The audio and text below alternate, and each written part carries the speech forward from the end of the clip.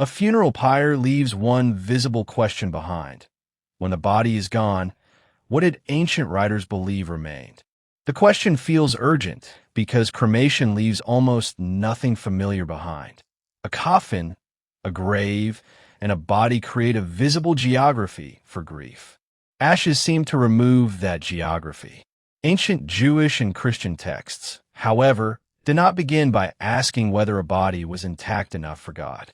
They began with a different question: who is just, who is violent, and what does divine judgment restore? This investigation follows the passages that are usually placed at the center of the assertions. We will look at First Enoch 22, where Enoch sees places assigned to the spirits of the dead. First Enoch 14, with its overwhelming vision of fire, and the Epistle of Enoch, where fire appears in warnings to the wicked. Then we will compare those passages with the manuscript record, Jewish burial practice, resurrection language, and the history of Christian cremation. The answer is narrower than the online assertions, but gives the reader firmer ground. If you want investigations that distinguish an ancient text from the stories later told about it, subscribe to this channel. The first answer is already here. The Book of Enoch has afterlife imagery, but it does not provide a cremation manual.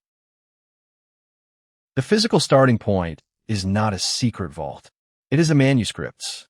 Fragments of Enoch were found among the Dead Sea Scrolls, especially in Cave 4 at Qumran.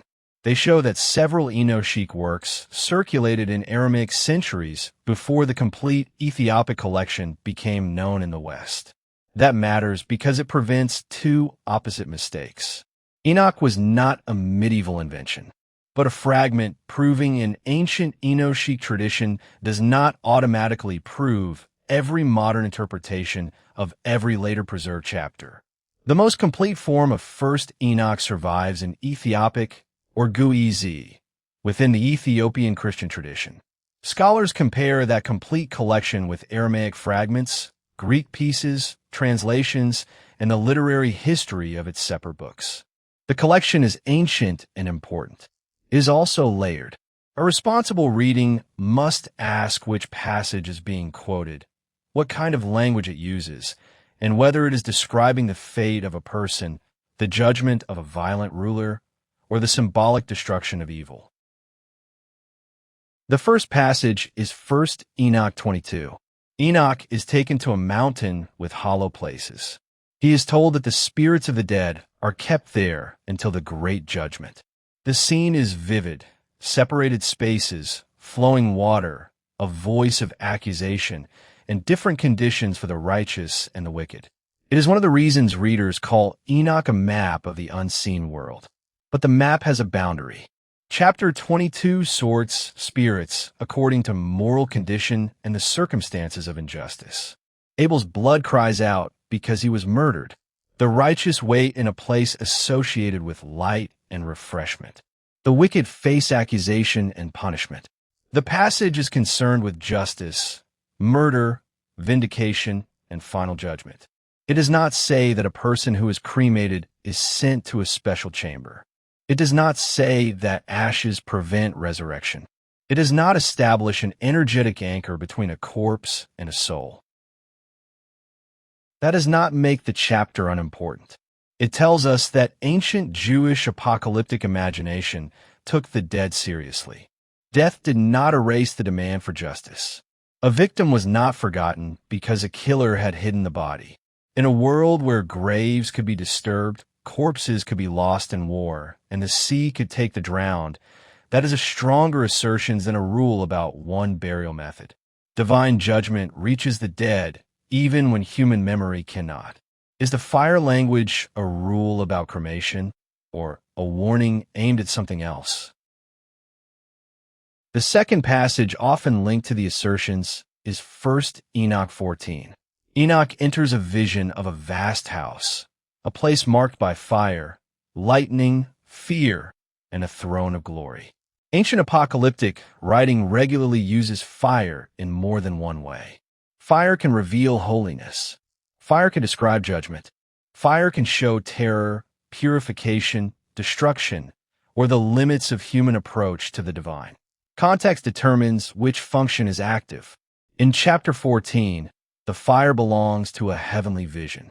It magnifies the distance between Enoch and the divine throne. The text does not introduce a human funeral or a cremated body.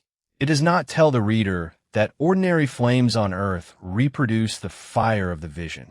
Turning every reference to fire into a coded statement about cremation skips the actual scene and creates a conclusion the chapter never states. The third cluster is in the Epistle of Enoch, chapters 91 through 108. These chapters contain sharp warnings to sinners who trust wealth, violence, and impunity. Fire appears there as part of judgment language. So do blood, destruction, grief, and the loss of name. This language is real and severe, yet its target is repeatedly the unjust life.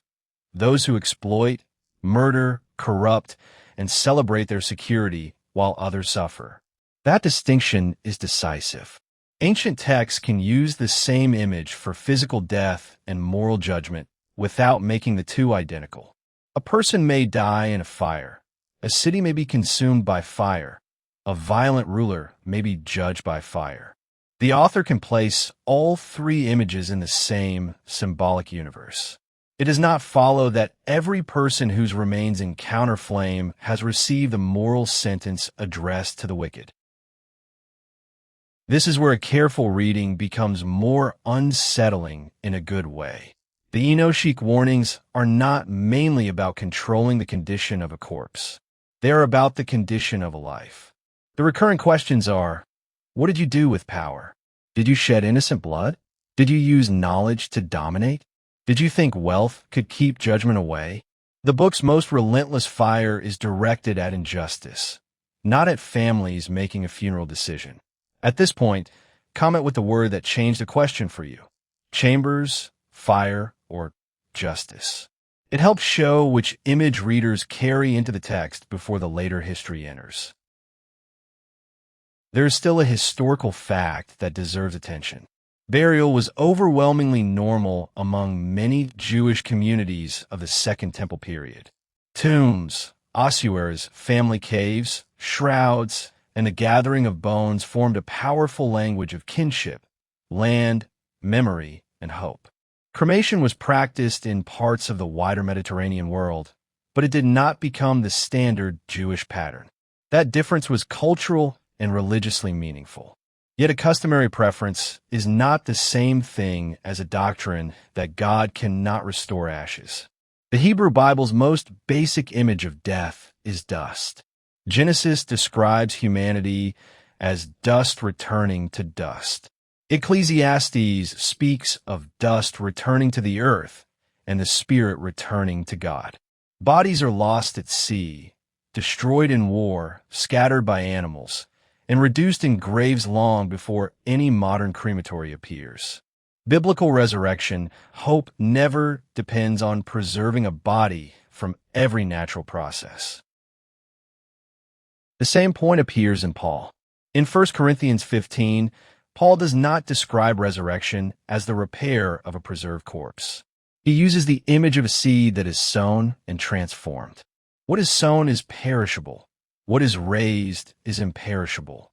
The argument is not that matter is worthless. It is that the Creator who gives a seed its body is not defeated by decay.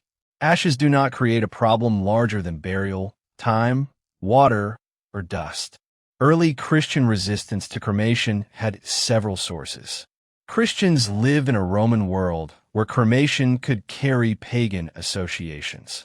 Burial also dramatized hope in bodily resurrection and followed the remembered burial of Jesus. Over centuries, these practices became embedded in law, liturgy, family memory, and theology. But the historical development should not be oversimplified into one missing verse from Enoch. The Roman Catholic Church's 20th century change is a useful example. In 1963, the prohibition on cremation was eased when cremation was not chosen as a denial of Christian belief.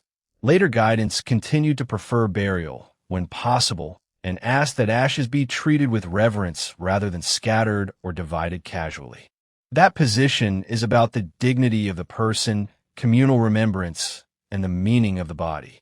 It is not an announcement that Enoch had discovered a hidden afterlife penalty. Other Christian communities differ in practice, but the central theological question is similar. Can the God who creates and raises the dead be limited by the manner in which remains return to the earth? Historic Christian answers have generally said no. They may prefer burial, warn against treating the body as disposable, or attach pastoral meaning to a grave. They do not make salvation depend on whether fire, soil, ocean, or time touch the body. The manuscript record also matters here. Qumran preserves portions of several Enochic books, including material related to the Book of Watchers and the Epistle. Ethiopia preserves the complete collection. Neither fact creates an untouched line from an ancient fragment to every dramatic sentence circulating online. The work of scholarship is slow because it compares languages, versions, dates, and literary forms. That slowness is not a cover-up. It is how a text is allowed to say only what it says. There's a more durable mystery underneath the frightening assertions. Why did writers like the authors of Enoch imagine distinct places for the dead? They were trying to say that history is not morally flat. A murdered person and a murderer do not simply vanish into the same silence. Hidden violence does not receive the last word. The dead are remembered before God, and justice is delayed without being erased. That is the emotional force of the chambers in chapter 22. The House of Fire carries a related force. It warns that divine reality cannot be made manageable. The language overwhelms the reader because the vision is meant to overwhelm Enoch. But it is a mistake to turn that sacred terror into a private sentence against every person whose body was cremated. The text points outward toward judgment and divine sovereignty, not toward a checklist for grieving families. This matters pastorally. Families do not encounter cremation as an abstract debate. They meet it after cost, distance, military service, disaster, a wish left by a parent, or a death that left no body to bury. An ancient document can deepen reflection on death without becoming a weapon against someone in grief. Where the text is silent, honesty is more faithful than fear. If this distinction would help someone facing a difficult funeral question, share the investigation with them. Not to settle the question for them, but to replace a frightening assertions with the actual evidence. The final answer is therefore precise. First Enoch does describe temporary places for the dead. It uses fire in visions of heavenly majesty and in warnings of judgment. It preserves an ancient world in which burial mattered deeply. But it does not state that cremation sends a soul to a separate chamber, cancels restoration, or erases a person's identity. Those assertions add a modern certainty that the surviving passages do not provide. What Enoch does provide is a harder and more hopeful challenge. The destiny of the dead is connected to justice, memory, and the authority of God, not to human control over every particle of a body. The book asks whether violence will be answered, whether the righteous are remembered, and whether a world disfigured by corruption can be set right. Those questions remain after the flames are out and after the grave is closed. Return once more to the beginning. Ashes look final because they are visible proof of change. But ancient resurrection hope was never built on visible preservation. It was built on the conviction that the one who judges the living and the dead does not lose what human beings cannot keep. Which part of the evidence matters most to you? The Qumran manuscripts, the four chambers of First Enoch 22, or the resurrection language of Paul? Leave your answer below and subscribe to this channel for the next investigation into the texts that shaped the ancient biblical world. One objection deserves a direct answer.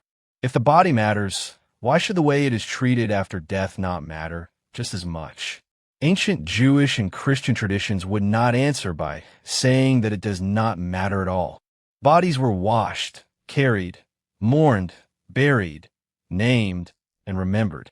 A grave was a place of kinship and a sign that a person's life belonged within a people and a land. The body was not a disposable shell. But dignity is not the same as a mechanical condition for resurrection. A body can be honored and still decay. It can be dishonored and still remain within the reach of God. Martyrs, people lost at sea, victims of war, and the unburied dead have all stood inside the moral imagination of these traditions. The scandal of their deaths was never that God had lost the material needed to raise them. It was that human cruelty had tried to erase their names. This helps explain the book of Enoch's intensity. When Enoch speaks of a name being blotted out, the image belongs to moral memory and judgment. It is a reversal of the confidence of people who thought their wealth or violence made them permanent. The book does not ask whether a funeral process can erase a name. It asks whether a person who builds a life by erasing others can escape being remembered truthfully. Fire itself also has several roles in the ancient world. A lamp burns before text. A sacrifice burns at an altar. A city burns after conquest. A throne room shines with fire in a vision. A furnace becomes an image of testing. A funeral pyre becomes part of a different cultural practice. The same element can appear in all of those scenes without delivering the same meaning. Reading requires more than recognizing a word. It requires asking who is acting, what the scene is doing, and where the image belongs in the argument. The manuscript traditions make that discipline even more necessary. No single surviving copy places modern readers inside the original author's room. Qumran fragments can be damaged. Ethiopic manuscripts can be late copies of older material. Greek witnesses can preserve only a portion. Translation choices can carry theological habits. Scholars work by comparing witnesses, not by treating one dramatic English sentence as if it floated above history. That is why a responsible conclusion sometimes sounds less absolute than a viral headline. Yet the restraint does not empty the subject of meaning. It gives the subject its real weight. First Enoch pictures a universe in which the dead are not lost, hidden violence is not forgotten, and the powers that make the world cruel do not remain secure forever. Those themes resonate with the resurrection hope of early Christianity, even where Christians do not grant Enoch the same authority as biblical canon. For a family deciding between burial and cremation, this leaves room for conscience, tradition, cost, local law, and grief.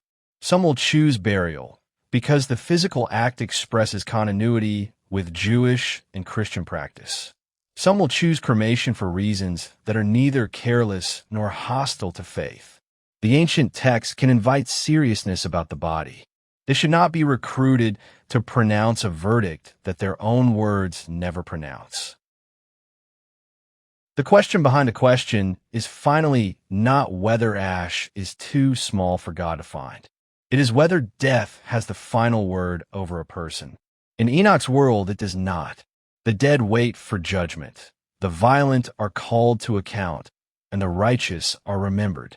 In Paul's language, death is an enemy that will not keep its victory.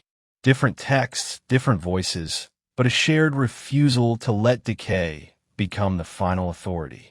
That conviction does not make grief simple. It does make fear a poor interpreter.